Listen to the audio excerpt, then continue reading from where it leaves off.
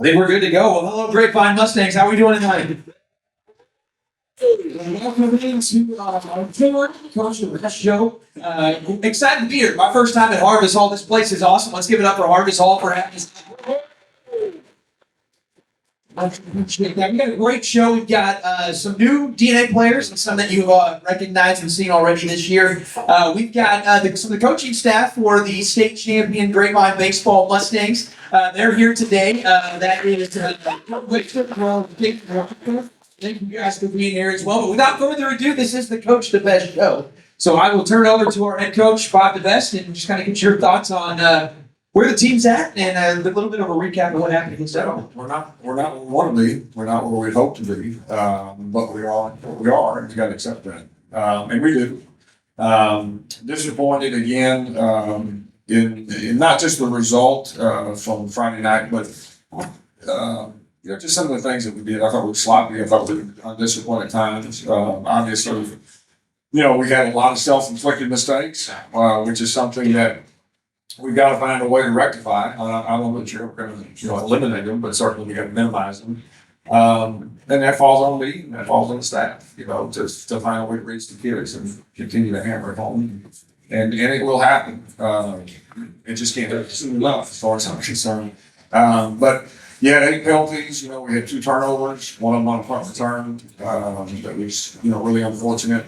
1 for 4 in the red zone. Missed 2 field goal opportunities. We were only 37% efficient on first down, and what that means is, as an offense, you'd like to get 4 yards on first down. If you get 4 yards on first down, then really you can kind of dictate second and third down.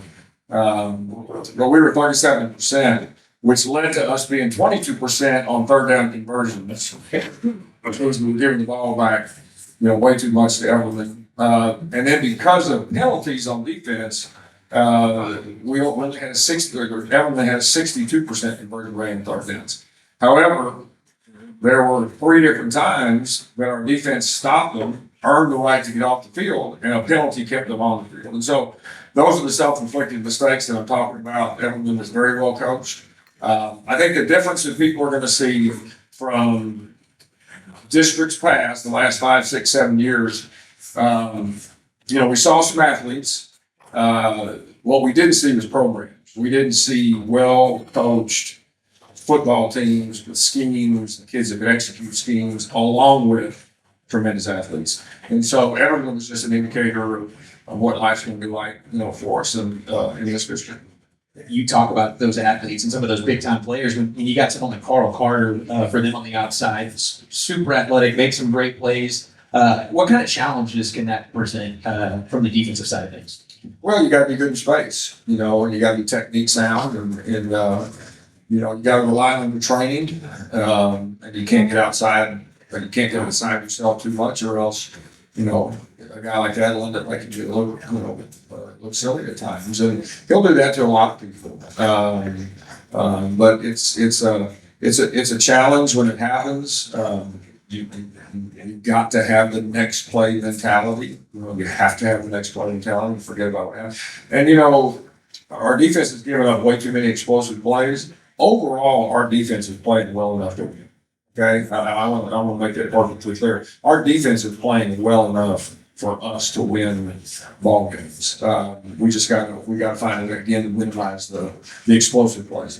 And one more thing before we get to our DNA players. When you just look at this season, and even last year, you think about the slow start and then just took off at the end of the year, made the postseason. Do you reflect on that at all, or is this just a completely new animal? Every year's different, okay? Every year's different. And I'm not saying that the scenario that you just painted, it can't happen again. That's obviously the plan. That's what we started working for Saturday morning when we got back in. But every year is different. The personalities of the team is different. Maturity level is different. This is a much, much, much, much younger football team than we had a year ago. Some of them will take a little bit longer to come along than what we like, but It's not for the lack of trying, not for the lack of heart and want to and desire. So we don't look too far ahead. I mean, I don't think it's healthy to look too far ahead. We came away with actually watching the video, pretty productive practice this morning. That's all you can ask for. Well, let's get to these players. Let's shine the light on them. As you know, every single week there are DNA players that are named by the coaching staff, and so we've got 6 of them here today, and we're going to start with one that's here for the first time winning a DNA award. The Attitude Award this week went to Tatum Evans. As you guys, congratulations on winning the Attitude Award. Come on up, absolutely. Congratulations. Welcome to the stage, and grab the mic there if you would. And yes, the Attitude Award, one of the 6 pillars, one of the 6 DNA awards that are given out. Why do you feel like this week particularly that award went to you? Well, I talked to Coach at the beginning of the week, and he let me know I was going to be in a new position, play at the end, and so I kind of just took that head on. I was going to fight in the trenches and do whatever it took to help my team win. How much do you feel like, because you played at the end last year, quite a bit, right? And so going from linebacker to D end, what does that do just mentally for you when you're in the game playing a different position? It's not that really big of a change, to be honest, because playing linebacker, I know what the ends are supposed to do. I'm always throwing, we're trying to slant, but it's stuff like that. So it just helps me almost learn linebacker better because now I have to know what the DNs have to do every play. Well, congratulations on winning the Attitude Award. Let's give it up here for Tatum Evans. Also, from that tower, you will indeed compete. Congratulations, Cooper. Yeah, won the Tough Award last week, the Compete Award this week, so congratulations. You got to look at the notes. I won't ask you about the C on your jersey this week, I promise that. Actually, look, never mind, my bad. But why don't you got that touchdown, you had the little bit of a 6-yard gain or so in the shotgun. You come in there first and goal, get the snap, take us through the touchdowns that hole opened up for you. Pretty much DeBesse and I had screamed my name on the sideline, trying to get me to go to the huddle. And short run. You got to be really patient for our big boys pulling. Yep, they opened up a great big hole. From our perspective, it looks like you just get the ball and go, but you could see you having to let the play develop. How hard is that to coach yourself to have some patience and to make sure that you're not basically outrunning blocking, so to speak? It takes discipline, and then you practice it a lot in practice every week. So, yeah. Well, congratulations on winning another award. Let's hear it up for Cooper Tower.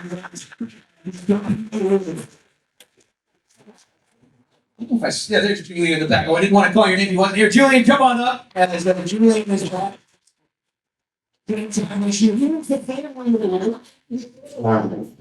Julian, congratulations. And Coach DeBesse thought it was interesting because this is an award you didn't give out last week, the family award. So, Julian, this is one that's not just haphazardly given out. So, for you to get that award this week, what does that mean? It means a lot. Me and just encouraging my teammates all around the field and just like helping my teammates be what they're supposed to be before when they get there.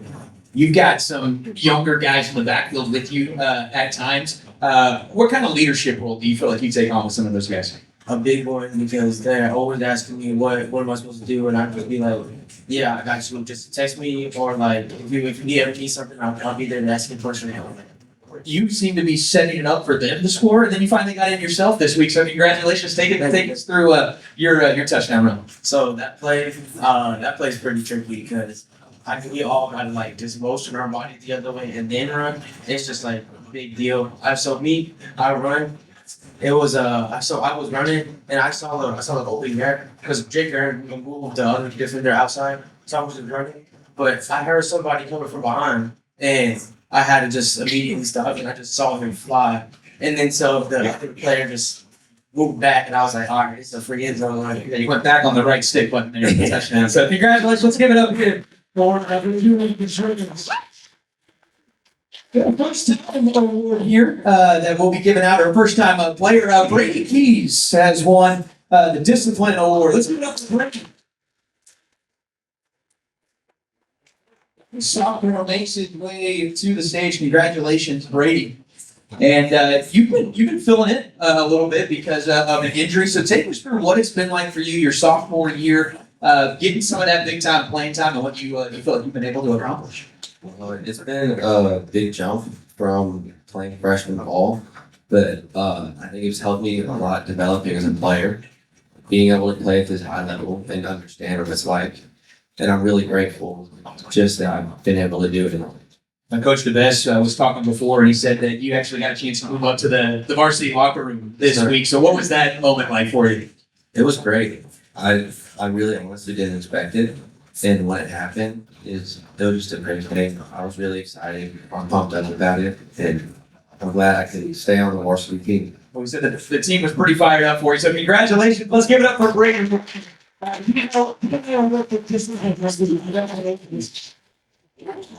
All right, let's get back to some of these veterans who are used to this. Luke Gormley, come on up. Third straight week, the next two guys can win a Mealy Award all 3 weeks. As Luke Gormley wins the Toughness Award. So take us through, I know you're a leader on this defense. How you just feel like when you go back and reflect, how do you feel about the overall performance, Friday? I think we played pretty solid. We, like Coach DeBesse was saying earlier, I think there's definitely some explosive plays that we need to eliminate. As long as we stay consistent and we keep doing our job, I think those will eliminate as we keep working week to week.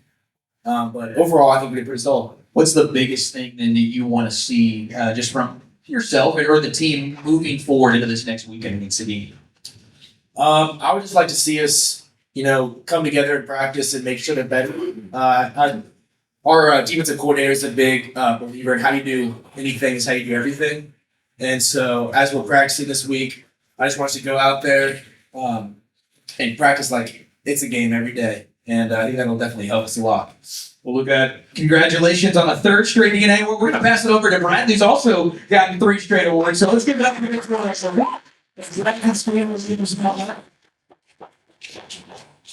Bradley winning the Fight Award. And I'll ask you just the same question defensively. What's your takeaway just on how things went on Friday against Everman?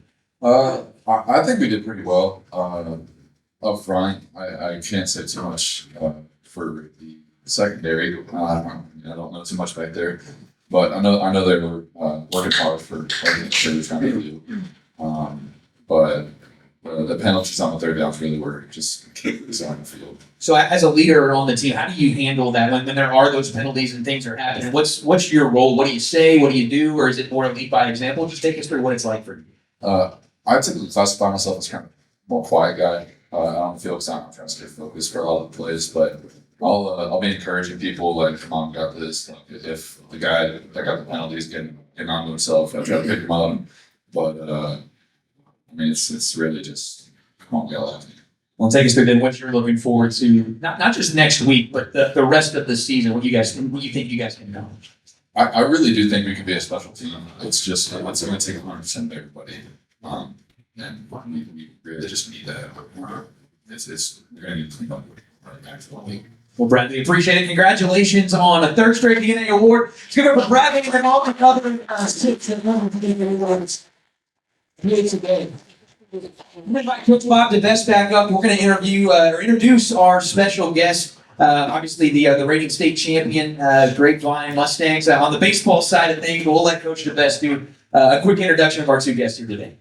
Before we do that, Coach Webster, we have a birthday in the house. Jen Tower.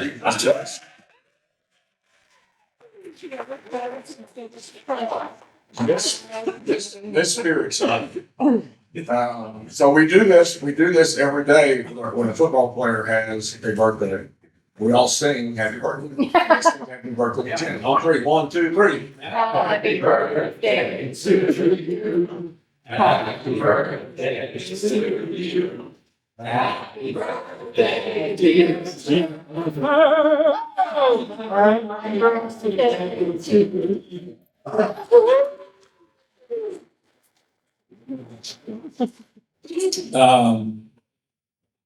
When your father retires from the mayor position, this next guy will probably move right in. Everybody knows, by now, everybody knows Jimmy Webster. obviously reigning state champion, but I'm gonna tell you something. More than that, a great human being. Okay. In my opinion, he is the glue in the athletic department at Grapevine High School. Across the board, boys sports, girls sports, it doesn't matter. Okay. Jimmy Webster is everybody's go-to guy, including myself. Okay. And it's no surprise to me that he's sitting here along with Coach Washburn as the reigning 5A state baseball champion. So we're thrilled to death to have Coach Webster and Coach Washburn here tonight to honor them. Congratulations, Ben.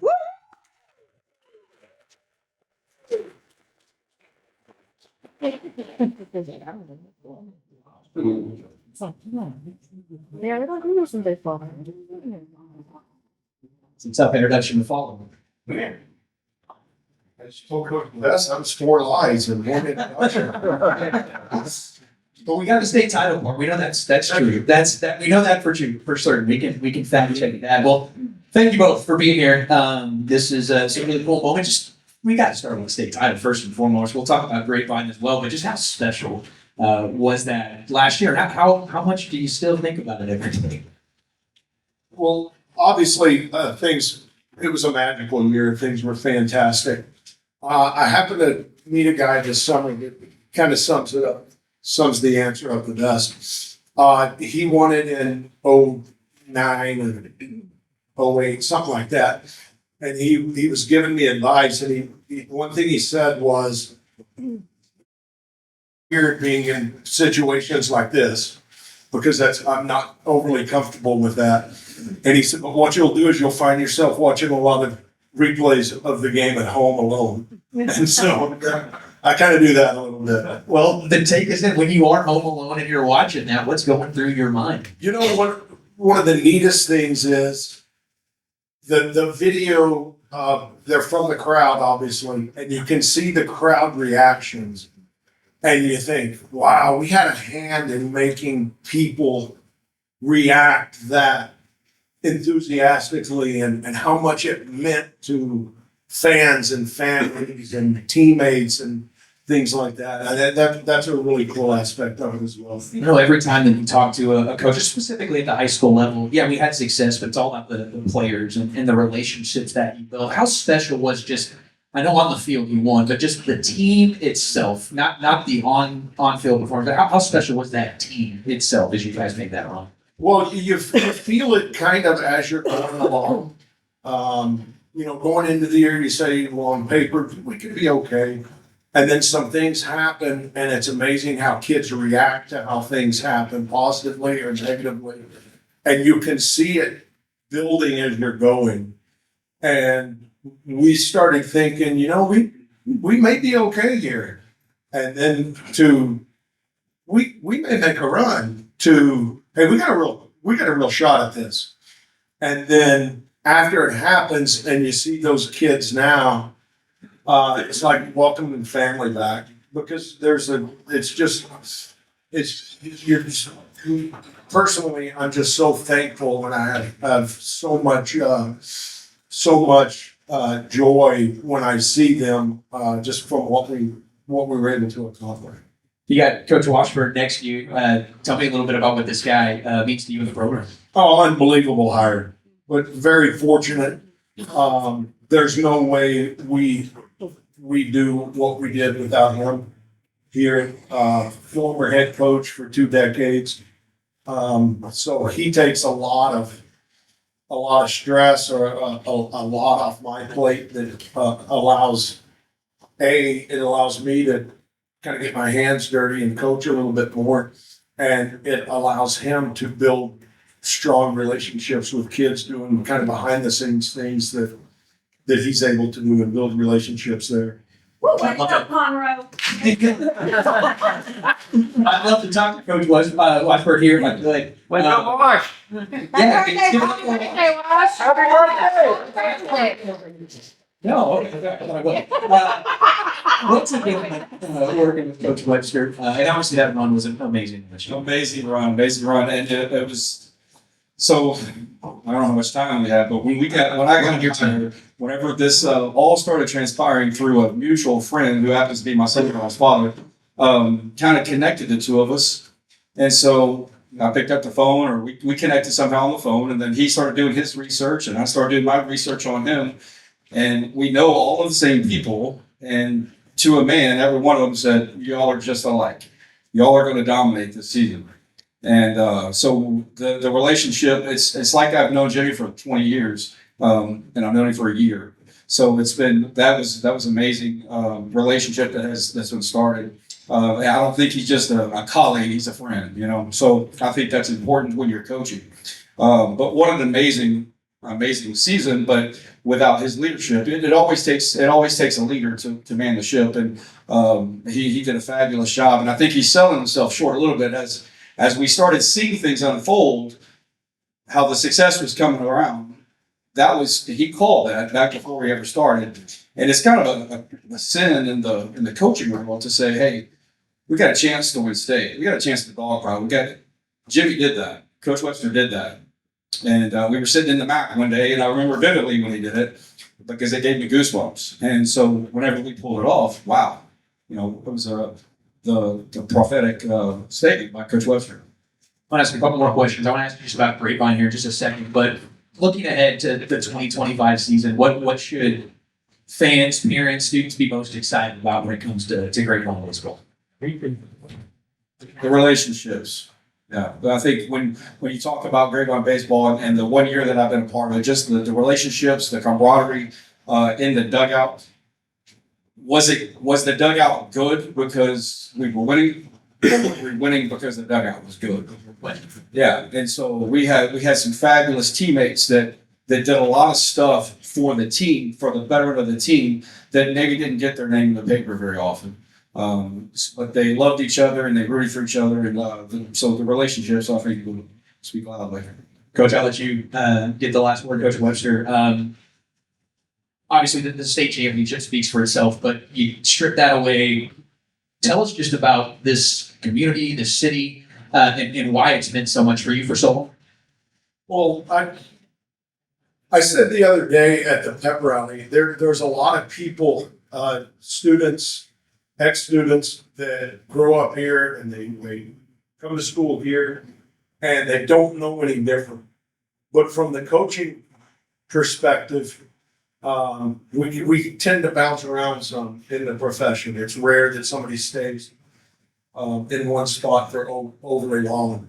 So in my life, this is a really special place because the Colleyville Grapevine community is, to me, it's extremely special because it's one of the few places I've been where people say, "What can I do to help?" And they wait and look at you. It's not a, "Well, let me know if you need something," and they walk off. They want an answer. They want to know. And the support, I said to Coach DeBesse, is that everything we do, the relationships with the other coaches are fantastic. The administration, the families that come to the games, the kids that come to the games.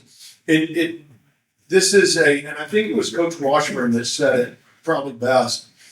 In the fact that we are in DFW, Grapevine has done a really good job of maintaining their small town demeanor. And it's almost like we're still a small town in this zoo of people. And it makes it a tight-knit community. And when you're in education and you're in coaching, a tight-knit community means everything. Because when everybody's going the same direction, then it just exponentially things can happen. Coach Jimmy Webster and Coach Jason Wasberg. We give them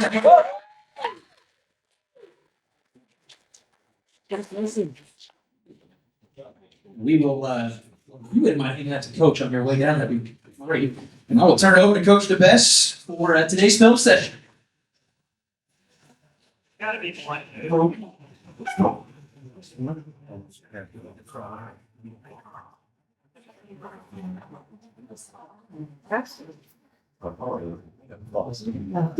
No, it's just a step.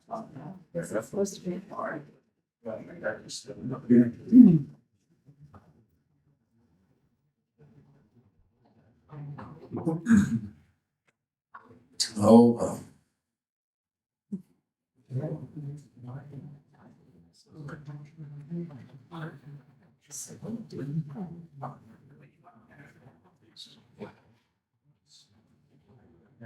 All right, let's see what we got. That's usually not a good sign. All right, this is actually the second play that we had. This is Ryland going here on what we call a mesh play. Here, this was the big play that Julian had last week against Birdville, and they covered Julian coming out of the backfield, and here comes Ryland across. And this was our first series of the game. Put us down there in decent position. Unfortunately, we missed a field goal.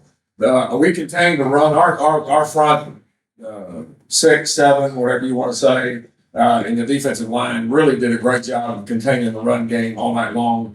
Here's Luke Gorley coming off the left side, our left side. You can see the twister trying to get down inside, and Brantley's being disruptive. Michael Utorka was the guy that came back from injury, came back from a concussion, number 12, had a big ball game for us. The movement before the snap is always hard on offensive linemen. As you can see, he's trying to probably having to change the play based on us changing the front. But Luke is having a tremendous year. I can't imagine that there's anybody in the area that's playing any better than he is or more productive than he is for sure. Here's two coming off the edge with great speed. Good push by Bradley, good push by Tatum. But this was kind of a microcosm of what we faced too much of the night. We're in position to make a play. We don't quite make the play. We make the life tough on the quarterback right here. It's still going to be off the field, even though we don't get the sack, and then we get a face mask right here. And so instead of being third and long, and defense being in control, now all of a sudden they get a first down, and we're playing defense again. But great effort. You can see where Tatum's playing. He said he played defensive end. Tatum played a very, very unselfish game. Tatum was a B-gap player a lot of the game, and you can see that what we're doing here is, again, always trying to be gap sound. Cooper's a D-gap player, a C-gap player, Tatum's a B-gap player. Great push, great effort. That quarterback was dang good. And he made life difficult for us at times. So, same series, they stayed alive. Great job here on the twist, on the game inside. Okay, there's Bradley coming off, bouncing off. Look what he does to the center here, number 1, to knock off the center off of Cedric right here. And then Bradley's back there in the backfield making a play. 3 weeks in a row would be DNA award winners for Luke and Bradley. That says a tremendous amount. It really does. All right. Offensively, 3 big explosives. All of them taken off the board because of penalties. Okay. Good job with Jalen executing the triple option right here. Okay. The option's been good to us really in all 3 games. It's created some explosives for us. Does a really good job attacking the perimeter right here. Good little upspin right here, making somebody miss. And unfortunately, we have a wide receiver down here who's definitely holding. I mean, it's not even there's not even a doubt, not a doubt about it. Anytime that you get your hands outside, anytime your hands are outside as a receiver, you're giving the official an opportunity to make a call. So instead of us being in plus territory, really in plus territory, good position, close to the red zone, we got to take it back.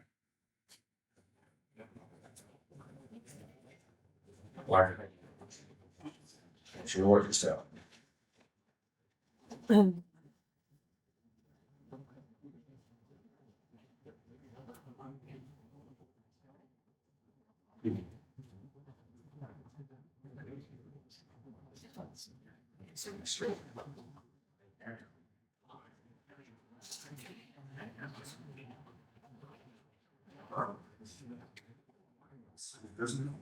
Oh, lost there then.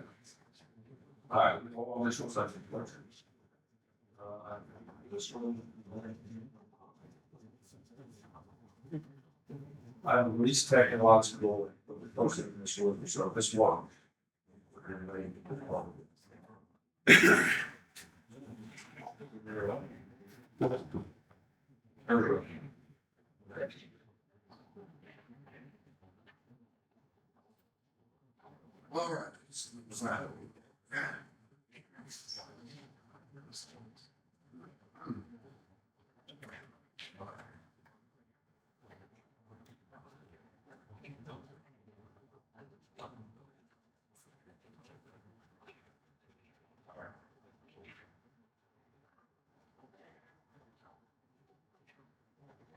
All right.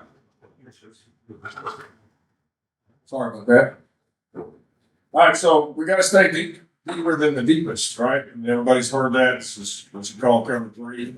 And you gotta stay deeper than the deepest. I mean, we're spinning to cover three right here. You can see the secondary bringing pressure again. Coop off the edge and Michael off the edge as well. Watch how close we get. This football is a game of inches, just like a lot of sports. But look how close we are instead of being a touchdown to being not only a sack, but probably a knock loose right there. Give the quarterback credit for sitting in there and making a heck of a throw. But you got to stay deeper in the deepest, both the corner and the free safety right here. They just violate the rules of cover three is what they do. And consequently, we give up an explosive play, which is unfortunate. They take it in and score. All right, I put this one on there because I just wanted to show you again a lot of blue shirts. Okay, a lot of blue shirts pursuing, a lot of blue shirts running to the ball, a lot of blue shirts being physical. Okay, this is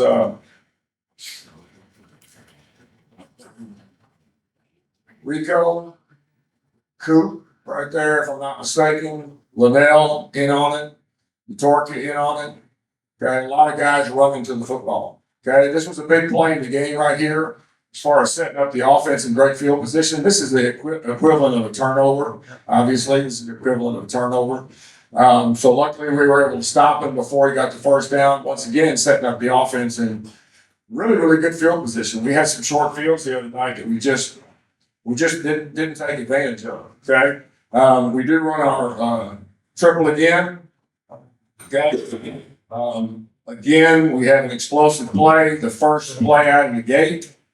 Get down to about the same place that Jalen was down to on the other side of the field. And unfortunately, we have a hold inside that calls it back. And the unfortunate thing about the hold is that it had absolutely nothing to do with the play. Didn't need to happen, but it did. It was a good call by the official. And we get penalized for it. And so once again, explosive taken off the board, great field position taken off the board. But I'll give the kids a lot of credit. I'll give Jalen Holmes a lot of credit right here, standing in there and making a great throw and a great catch by Luke Stewart on a 3rd and 12. As you can see up there on the left side of the screen, a 3rd and 12 conversion right there when we desperately needed something good to happen offensively just to keep our confidence up. So we recovered from the penalty, which is always a good sign. Luke gets us down there in scoring position. And I believe, if I'm not mistaken, we missed another field goal. Good job of getting on the run. Okay, so this is a great example. Once again, watch everybody get to their gap. See Tatum right here. Tatum's not going to be on the play, but Tatum is doing exactly what Tatum needs to be doing right there. Okay, he's disciplined right there. You got Michael over the top. He's got Powers that's fencing it. He's got Boozer coming downhill. That guy's got absolutely nowhere to go. So that's really good team defense. A good job of playing scheme right there. Okay, good job of executing the scheme right there. I don't know how you cover them any better. It's about as good a coverage as you can get. It is a 50-50 ball. We call those contested balls. Somebody's got to get it. He made the play, we didn't. So it was 3rd and 8. Again, I don't know that you can cover it any better. He's just throwing up and hoping for something good to happen, and it did for them. So again, give him credit for making the play. We got to make those plays. First time that we run speed option on the night. Okay, here's Julian right here. Julian, okay, watch Jake Graham. Watch the young freshman. This is a true freshman coming out of the backfield from the fullback position, leading and getting the block right there on number 29. That's a heck of a block right there for a true freshman in the varsity ball game. Good job out here on the perimeter by Luke Stewart. I think what Julian does such a great job of, man. I'm not sure how he does it, but all of a sudden he gives him the limp leg and he doesn't give him anything to really take a shot at. He bounces off people. Julian got the family award because Julian probably, if anybody in there, not probably, if anybody on the sideline, I'm talking backups too, who should be yelling their tails off. Julian was the best cheerleader. He was the best supporter of his teammates of anybody that we had on the field. And so that's the reason he got the family award. This is Brady Boozer from the slot position right here. Brady's playing a little bit two ways for us, did a really good job, had two big catches for us. This one takes us down into inside the 10-yard line. Really good throw by Jalen too. I mean, this is what you call giving him a runner. In other words, we tell the quarterbacks right there, hit him right underneath the chin. Hit him right underneath the chin so he doesn't have to break stride, he doesn't have to turn back over his hips, and just let him continue to run. So put us in a good field position, and here's what Coop was describing right here. Okay. We call this 45T Q boss. Okay. Q meaning quarterback is keeping the ball. It's a power play. And he's not lying. It does take patience. Your tendency right there is to catch the ball and just go, but the scheme would not have been developed had he had done that. Okay. Taking Snead comes around and gets a good block. Julian helps up out on the edge. DJ Wright helps right there at the point of attack. And Coop goes in the score. So Coop had a big game defensively, had a big game offensively. He's playing a really important role for us offensively. 3rd and 1, big time play right here, right? This is the second half. Needed to come out and make a statement defensively. 3rd and 1, okay? Odds are definitely in the offense's favor right there. Once again, watch Nathan Evans clog everything up right there. The right guard can't pull. The right guard can't get where he needs to get to block. I believe you torque it right there, and then Brady Boozer comes in to clean it up. So you got Tatum, you got Powers, you got Boozer, you got Utorka, all helping get the big time stop right there. A lot of blue shirts around there. Okay, so that was like I said, that's a big time stop right there for our defense. And then unfortunately, this was followed by an unfortunate mistake. I mean, you don't see this very often, but it seems to be us right now. These are the things we got to eliminate. Again, you got to play hard all the time. You can't get beat off the line of scrimmage if you're in charge of keeping the Gunners from getting downfield. You can't get beat off the line of scrimmage immediately. You can't get beat off the line of scrimmage immediately. It just can't happen, or else the guy will have a free shot.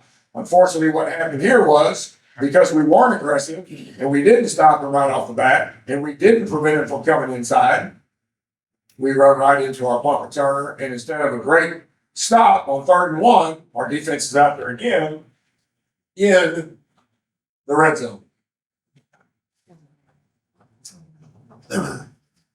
Inside zone, Julian again. Watch this run. Okay. If you look up at the screen right there, it says gain of 16 yards. Okay. Watch this run. Tell me right here that you would predict that this would be a 16-yard run. Okay, but he's not going to be denied. That's a hell of an effort by the kid right there. You look at all the white shirts around there. He's the only one not giving up on the pile. Right? Puts us in scoring position. Great run. Great effort. Okay, kick the field goal there. 3rd and 5. Okay. Oh, this was unfortunate, right? 3rd and 5. They're going to have to punt the ball. They're not going to be able to go for it on 4th and 5 back here. Target's giving great effort. Okay. Beats the guard. Has him in his grasp. No, he doesn't. Okay. The guy scrambles, finds a wild receiver. First down. Okay. So instead of a huge sack, it's an almost play, just like we've seen quite a few of. And, Coach Weaver made a great play, a great point. As Michael gets older right here, he'll understand that just stay up and pin that guy against the sideline. Just stay up, pin that guy against the sideline. He ain't going anywhere. Okay, stay up, run him to the sideline, pin him to the sideline, and they're punting football. But you got to give him credit. Again, he made the play. Okay. Inside, triple. Really good job again by Jalen. He's getting better and better and better at reading the option. Okay, and we have to run option.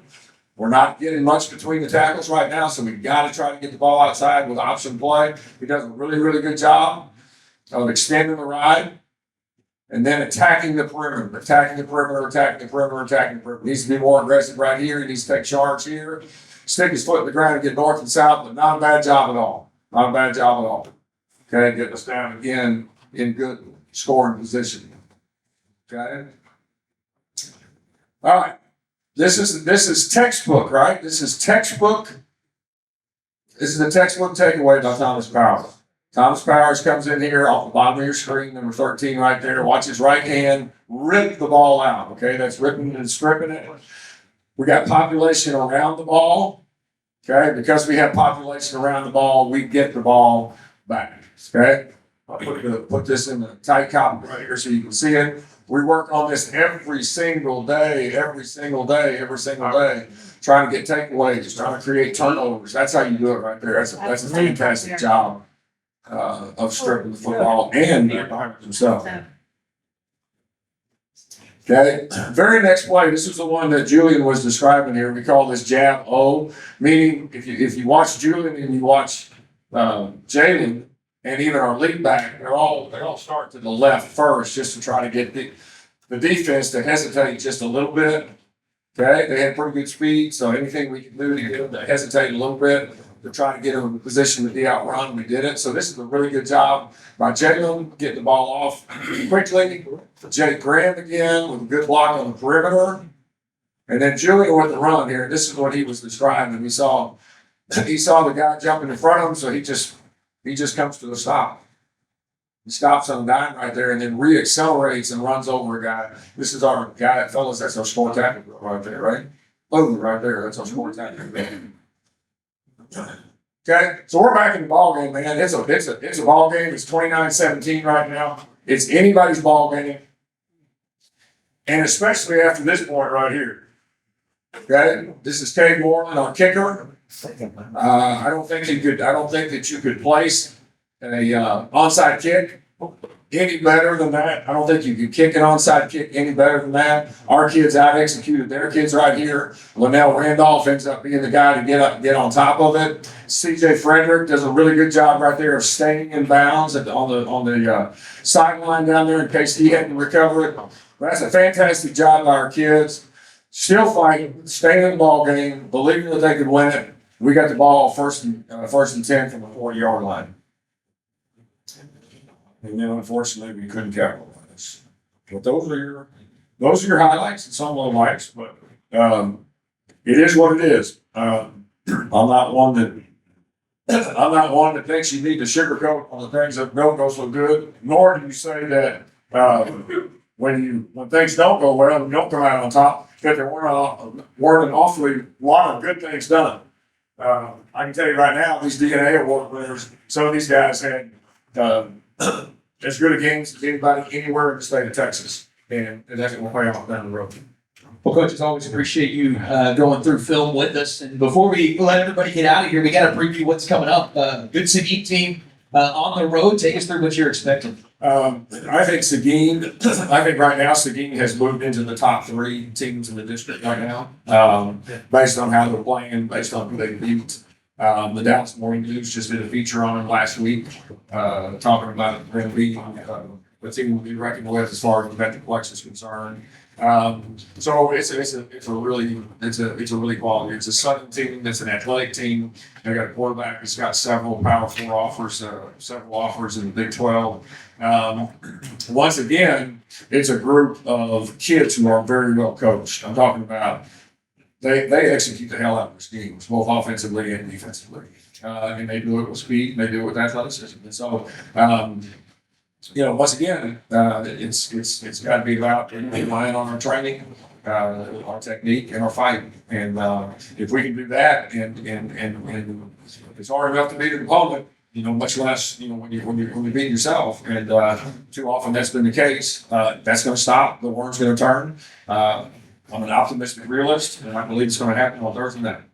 Well, we're ready for it. Thursday night. Thank you so much, Coach. Let's get to this. Thank you so much for being with us back in the Harmon Talk and welcome to Alley Nights. Hope to see us next week. We'll be at Bottle Cap Alley Monday, September 23rd. That will be our next Coach DeBesse show. We will see you Thursday night in Arlington. Go Mustangs!